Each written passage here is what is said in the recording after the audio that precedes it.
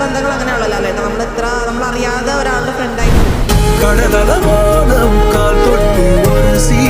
കടലുള്ള കടൽ മണ്ണ പോലും കാലോട് ഒട്ടി കടലാണ്ടു വരതായത് പേരടി. ഞാൻ ആ രണ്ട് കുട്ടികളെ എൻ്റെ അനിയത്തിമാരെ പോലെ ഞാൻ കണ്ടിട്ടുണ്ട്.